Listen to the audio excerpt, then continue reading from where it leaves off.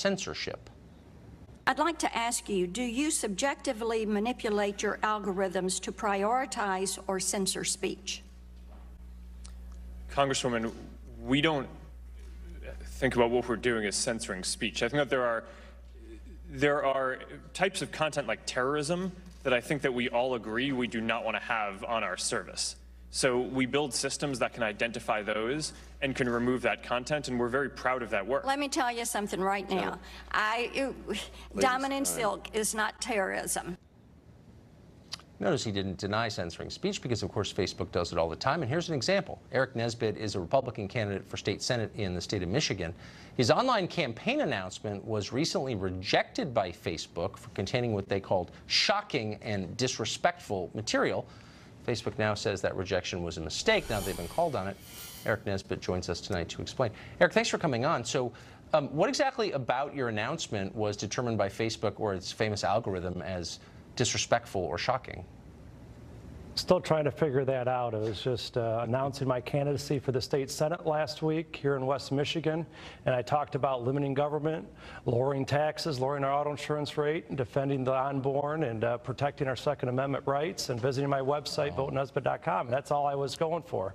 And, well, I think when you got to defending the unborn and protecting the Second Amendment, you don't think that's to Facebook? If you live in Menlo Park, that's not shocking?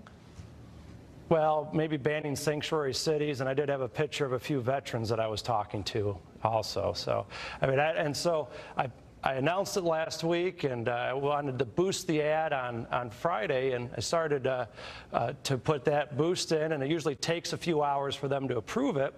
I got home around 6 o'clock on Friday night, and that's when they sent me that message saying that you're not following our advertising policies.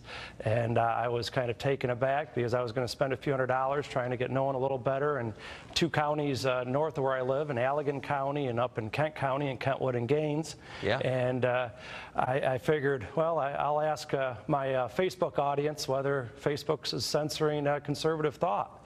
And I think the answer came pretty, was pretty open from my followers. So Facebook says it's a mistake. Do you think this the kind of thing happens equally to Democrats running for state Senate seats in Michigan?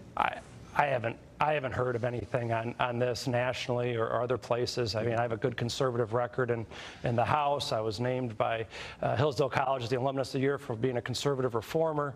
And so I continue to get out there. But it's frustrating when you're running a modern campaign. You got to be on social media. You have to be on the internet to be able to broadcast. And any company knows whether they've been the target of a Twitter storm or on Facebook, any company knows you got to respond quickly.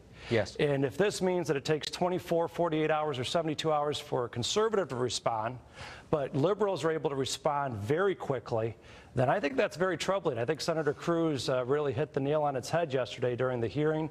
Congressman Walberg went after it today, and so did Fred Upton. Yeah, it's a massive amount of power for social control. We should be worried. Eric, thank you for joining us. Say hi to Grand Rapids. Well, great city. Thanks for having me. Thanks. Well, California has all but announced that immigration laws are null and void in their state. Any effort to control or block immigration is denounced as immoral, even illegal, according to state leaders. One congressman from California joins us to discuss that approach. How's it working? We'll be right back.